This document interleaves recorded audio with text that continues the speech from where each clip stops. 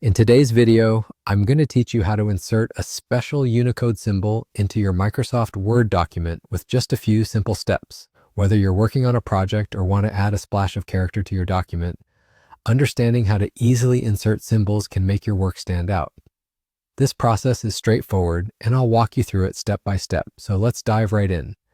First, open up your Microsoft Word file. You can do this by locating the document you want to edit and double-clicking to open it in Word. If you're starting fresh and don't have a document yet, launch Microsoft Word from your computer. Once you have Word open and ready, you can begin. Next, decide where in your document you want to insert this special Unicode symbol. Click your cursor in that spot so you're ready to type. The sequence we're going to use today is a specific Unicode character code, 1F49A. While it might look a bit mysterious, don't worry. It's essentially the code that the computer understands and uses to display symbols. Now go ahead and type 1F49A into your document. With that code typed, the next step is the magic trick that transforms those characters into a symbol. After typing 1F49A, simply press the Alt key and hold it down while tapping the X key. This combination of keys tells Word to convert the Unicode into its corresponding symbol. It's a handy keyboard shortcut that saves you from having to dig through symbol menus.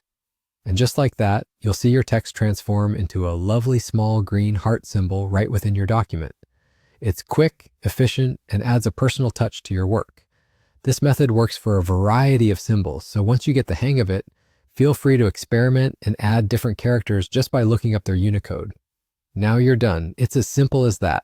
You've successfully inserted a Unicode symbol into your Word document using a neat little shortcut.